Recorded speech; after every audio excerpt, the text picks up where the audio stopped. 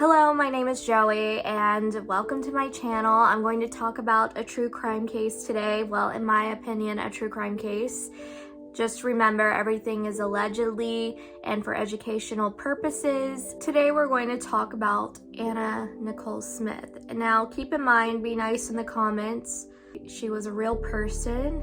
Respectfully, she has a child and you never know if she will roam on YouTube. Anna Nicole Smith was on a reality TV show when I was growing up. She was very famous, but Anna Nicole Smith died in 2007, and I'm going to tell you about how my opinions and the situation surrounding Anna Nicole Smith's death. Anna Nicole Smith's real name was Vicki Lynn Hogan. She was born in Houston, Texas. Anna Nicole Smith was one of those teen pregnancy situations, and her mom was 16. They were married for like about a year and then suddenly split up. Anna's father was kind of not in her life because he was an alleged assaulter, and you know how that goes. Like, it's sad. So already growing up, she did not have a great father figure. Anna's mom ended up remarrying and also had 4 other children. Anna was very attention-seeking, obviously, like most children are. I mean, and also look at the career that she was involved in. I mean, you have to love attention if you do anything in the entertainment industry. Anna was, you know, your typical teenager. She'd sneak out, she'd go see the boys. You know, she was very much like any other teenager. And I've had people comment, oh, I would never do that as a teenager. Well, I feel like it's quite common in today's world, at least. Maybe not back then, but now I would say, yeah, kids sneak out, you know what I mean? When Anna Nicole Smith was younger, she did deal with a lot of insecurity when it came to body issues and eating disorders. Let me tell you, anyone who lived in the early 2000s that was a teenager, I feel like most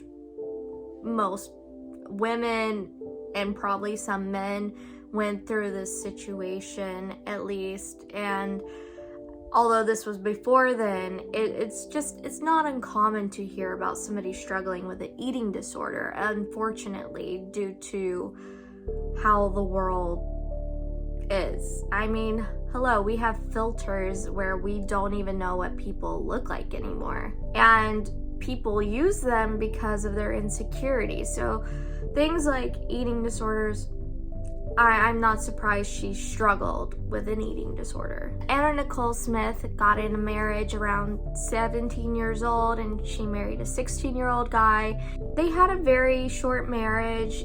She ended up having a child named Daniel, and we will also talk about him. But she ended up divorcing this guy. He was apparently abusive, so she picked up and left, and she went to go stay with her biological mother and took her son with her. Anna Nicole Smith knew she needed a job. She was looking everywhere, but you know, like most of us understand, most minimum wage jobs do not pay enough, especially if you're a single mother raising a son. You're gonna look where the big bucks are. One day she saw these lights in Houston, Texas, and it was those showgirls type of signs, you know, kind of like in Vegas. She didn't know it was a strip club, but she decided she wanted to work there, and she became a waitress, and she was noticing everybody else was making more money on stage and, you know, wanting attention and stuff. Anna was like, I want to be on stage, you know, which, I mean, making more money, I get it. Anna Nicole Smith was a beautiful woman, and she was very tall. Obviously, she was adult at this point. She was really good at her job, stripping, and she was loved by the men, you know, very beautiful woman. Anna had this dream of being very successful, like Marilyn Monroe, and wanting to just do more than stripping. She wanted to be famous. And Anna Nicole Smith did exactly that. She got famous and she manifested her way into the entertainment industry. She was turned down a lot throughout the beginning of her career because while she was very fit looking and really beautiful, the model industry wanted these really frail women who usually isn't a very natural thing. And I'm not shaming or anything like that, but usually in the modeling industry, when you're talking high fashion, it's usually people who are extremely thin, and it's not typical. So for Anna to get better jobs in the industry, she decided to get a boob job, which, you know, caused back issues, and let me tell you, that's not an easy thing to deal with. So she got hooked on pain pills. She wanted bigger boobs because she thought it would help her career. During her stripper days, she's still a stripper, right? She has this older gentleman who is wheelchair bound, and he comes into the club and he's 86 years old. He's a billionaire. He sees interest in Anna Nicole Smith. You know, they hit it off immediately. James, being the billionaire, he asked Vicky to quit her dancing job. He would give her an allowance if they would, you know, kind of like a sugar daddy relationship, but it was a real relationship to them, but maybe a little bit more of a controlling one, since he asked her to quit her job because there was no independence at that point. In the first week, James, he proposed to Anna. So he was ready to just be like, have it in the bag. He's like, I want this woman. She's beautiful. I mean, he was 86 years old, so I imagine like he was ready to be with somebody. He had been married twice before and for 30 years each, and you know, he knew what he wanted and he was very committed, clearly. James pretty much offered Anna anything she wanted. He bought her a ranch. He took care of her son Daniel as well, but as wealthy as he was, Anna Nicole Smith still wanted to be famous. So Playboy was looking for new people to, you know, be in their photo shoots. Anna ended up sending in some Polaroids and took her chance on doing what she always wanted to do, which was modeling. And that's when in 1992, Playboy was like, yeah, we want you, so yeah, let's photograph you. And she was in their issue of Playboy. As you know, like, her career started to snowball from there on. You have an in at Playboy, your career is gonna only get better from there. She started modeling for Guess, and that is when she started really blowing up. She was everywhere on magazines, she was on billboards. The woman was getting everything she wanted. Anna started getting movie roles. As time went on, Anna started to become addicted to pain pills because she suffered from migraines, she had back pain. It was, you know, this is a huge issue in America specifically, and yeah, now we're going through a crisis with it. Don't even get me started on Michael Jackson and that whole situation. In 1994, she was found overdosed in a hotel room, and you know, I think we all know that she likely OD'd. She was found unconscious and obviously rushed to the hospital. So you can only imagine like what magazines, tabloids, etc. were saying about her, you know, being popular at this point and being in the magazines. It was not an easy thing to deal with. Around this point, James asks her to marry him again, And she says, yes, finally.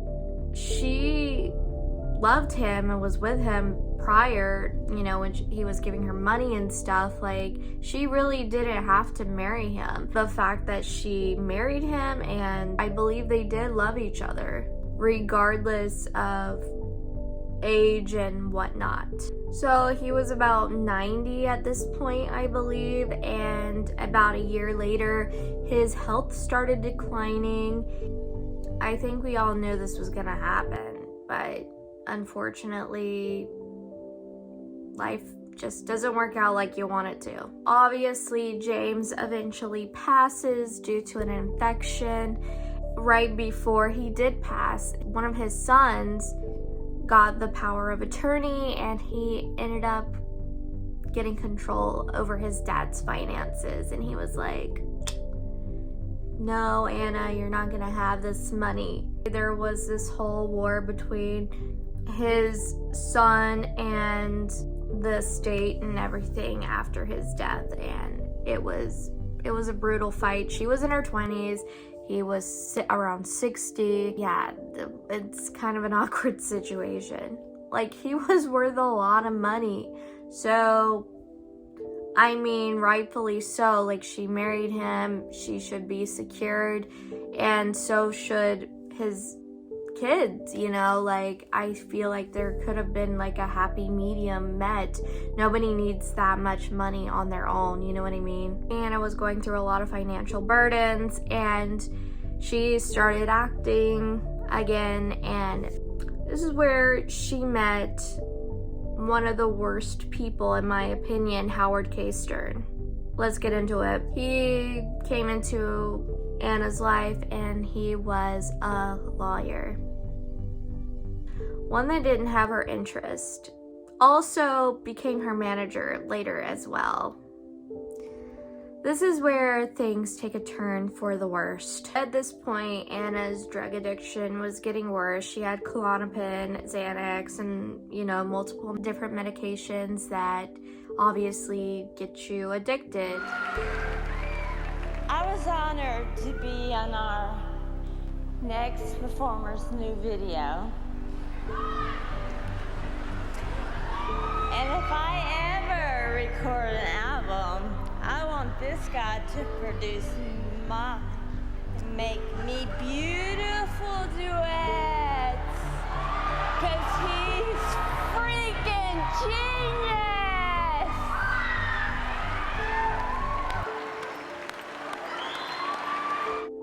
Let this be a warning, don't do drugs. No, no, no, no, no. Around this time, Anna started gaining a little bit of weight. She ended up gaining about 70 pounds, and as you know, like, the entertainment industry is brutal, and there's nothing wrong with her gaining weight, obviously, but people tend to just like point at different things on people, and they try to make it an issue when it's not. Yeah, as you can imagine, like, it made her insecure, people poking at her weight. So at this point, Howard K. Stern, who was her lawyer, he was everywhere where Anna was at.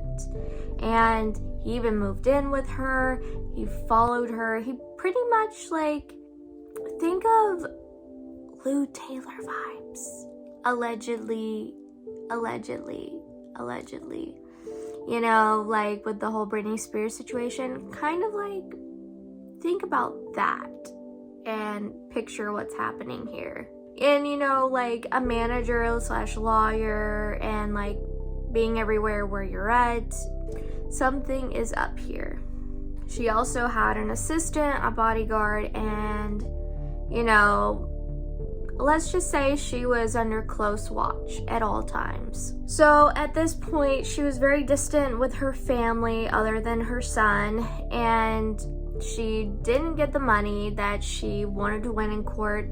And of course, the media ripped her to shreds. They were like, she's a gold digger. Of course, they like use all the misogynistic things they could possibly do against poor Anna. Allegedly, Anna Nicole Smith's family said that Howard K. Stern would isolate Anna like an abuser would. I mean, are we shocked that this kind of thing happens, you know? And it's very unfortunate. Here we have Howard K. Stern, who's like a manager, lawyer. He lives at the house with Anna, pretty much controlling all aspects of her life.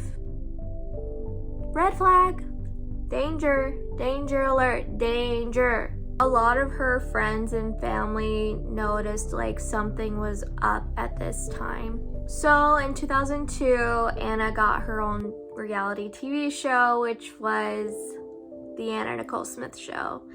And this was like the beginning of reality TV. Like I love me a good trash reality TV. It's so fun.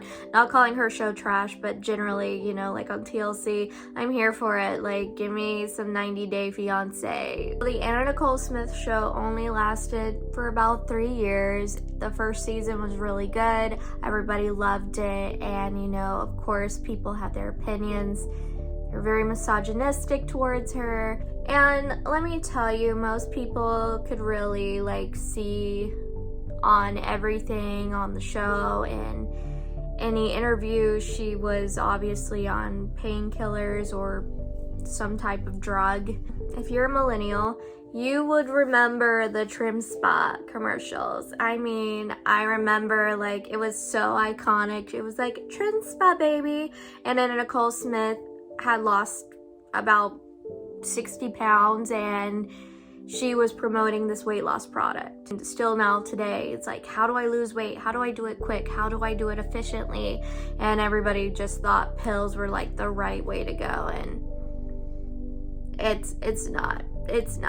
Don't do it. Don't do it. I mean, honestly, screw diet culture. It screws up our mentality. Like, do it for health reasons.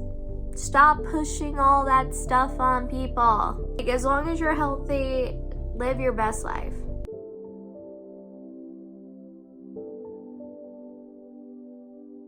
Now with Anna Nicole Smith's never-before-told love story with Larry Burkhead, the father of her daughter. He is here live with us this morning with the first look at a new episode of the documentary series Hopelessly in Love, and we welcome you. Good to see you. It's been a long time. I remember talking to you long ago about this, 2007, when Anna Nicole passed away.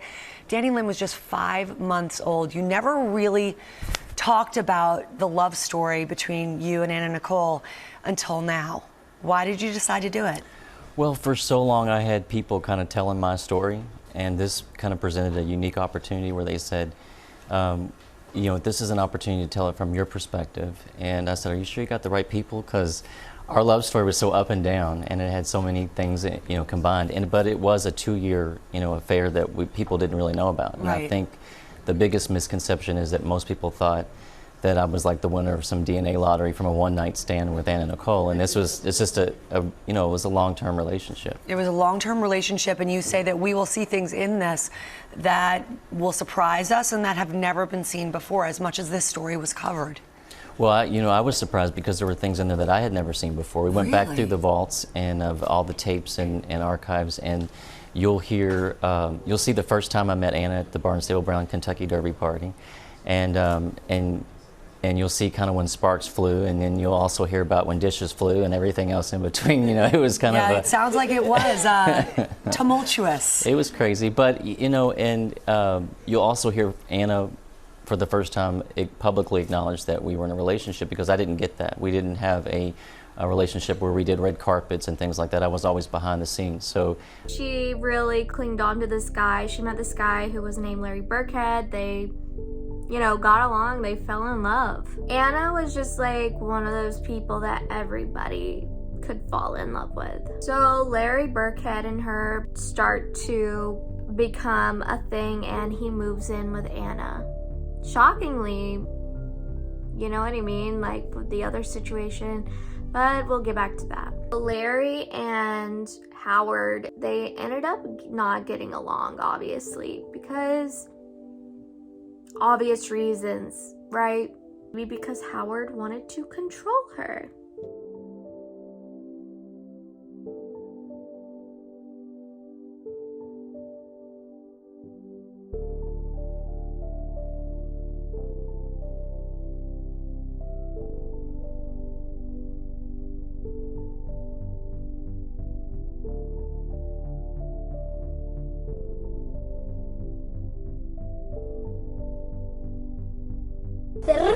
So what do you think, Anna? Is she gonna be? Is Riley gonna be your new makeup artist? Huh? Is Riley gonna be your new makeup artist? We're gonna use these first, buddy. Have you found a new makeup artist? I don't know.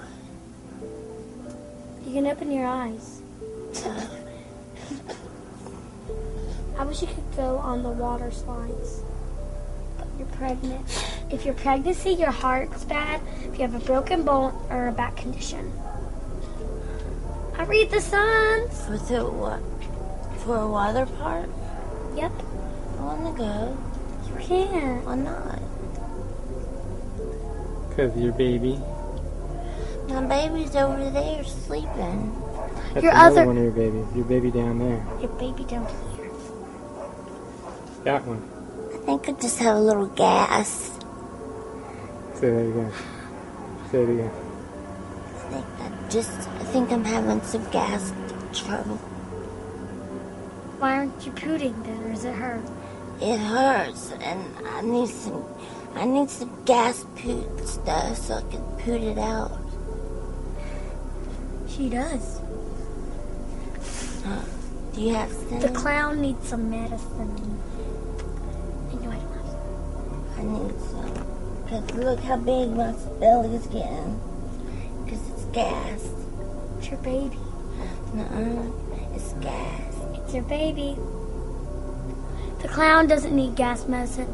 She needs baby medicine. No, it's gas. And for Baby. Sure. Baby. Nuh-uh, because I can... You know how when you're having gas and you feel it and it's like, ow. That's your baby kicking you. She's having brain trouble. Brain trouble. Look. It's a battery baby. Don't open her skin. Bad. She's gonna die. Can't do that. She's fake. Stop him. I'm gonna talk to you for a sec. She has major brain trouble. Yes, I'm your mom. Get the screwdriver. For the baby? Yes, take one battery out to prove that that's not a real baby. How do you know it's not a real baby? Howard. How do you know the stork didn't bring it last I think night? she peed on me. I'm gonna go in the nursery and look, okay? Hold her head up. She's crying. She needs her binky. She needs her binky. Her's crying. How about you bring it up? Get her binky. Her's crying.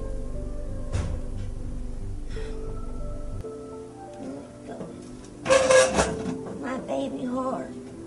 I'm gonna go give her her binky because she don't know how to take care of a baby.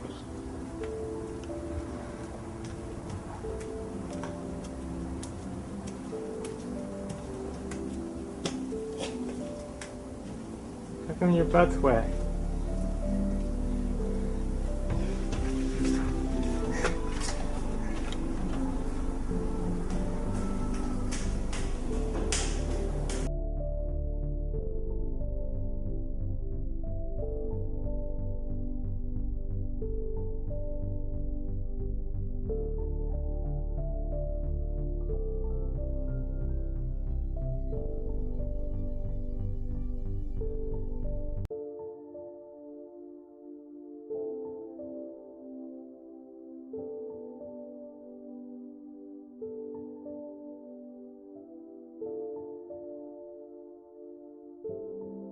That night that she gave birth, her son Danny was flying in to meet his new sister and to be with his mother. It was a reunion that lasted a night, and then the next day the horror set in. And in that same hospital room where Anna Nicole has given birth, brother Daniel overdoses and dies. He is found upright in that hospital chair, in that hospital room. It is a tragedy of Shakespearean dimension. All right, Dr. Weck, you performed the autopsy on Daniel. Daniel died of what? Combined drug toxicity, Larry, methadone, and 2 antidepressants. She's struggling with her emotions. It's been very rough. And she said that she didn't want to trade out children, meaning she didn't want one to be born and another to die. Anna is still in the Bahamas at this point, and she has a personal person that writes her prescriptions. I'll put the woman up here.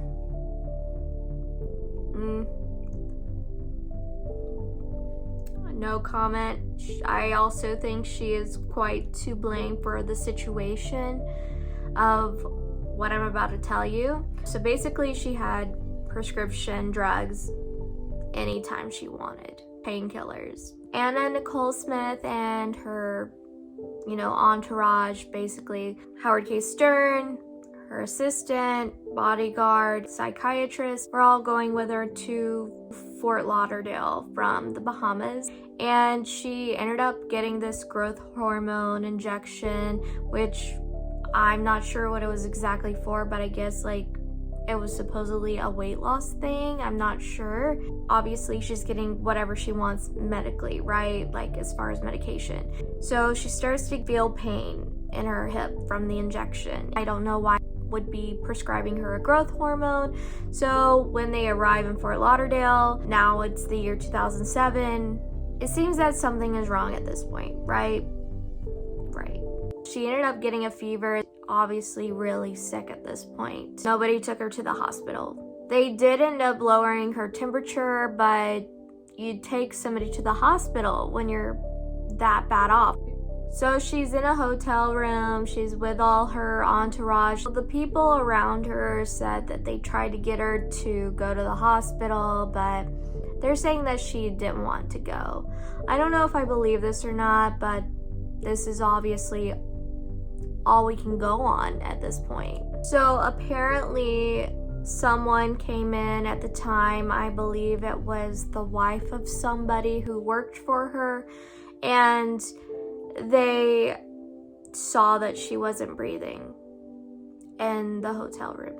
She was slumped over, and they tried to resuscitate her for about 15 minutes whenever everyone found out what was going on, and then they called 911.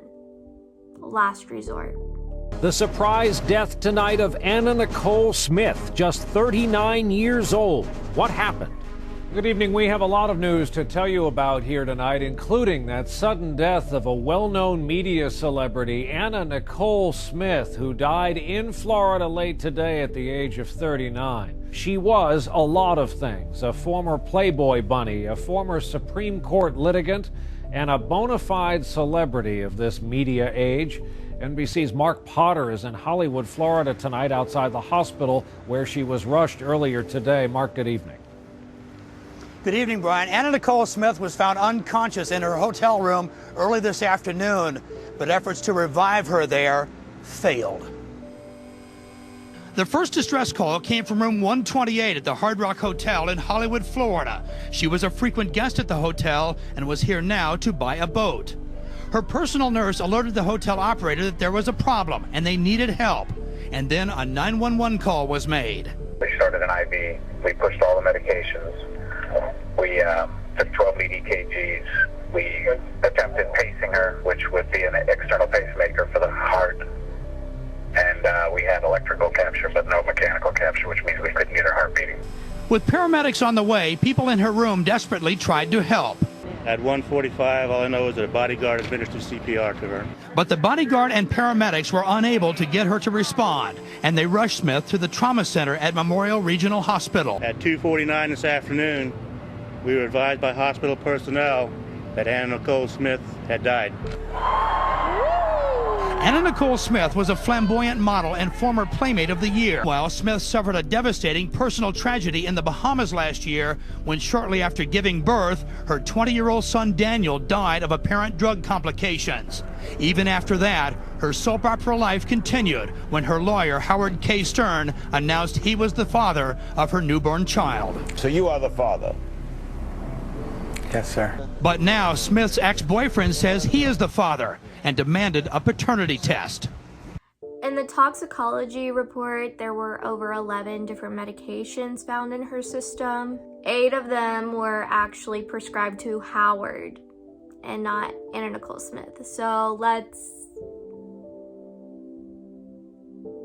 take that in for a minute. Howard and the other doctors got arrested. They did get out of the situation and did not go to prison, unfortunately. I feel like Anna and her son Daniel could still be alive. This is just a tragedy all over. Let me know your thoughts on this case. What do you think? Let me know your opinions. Please be respectful in the comments, as Anna's child is still alive today, and we don't want anything written or said that is bad. So let's be conscious of that. See you in the future.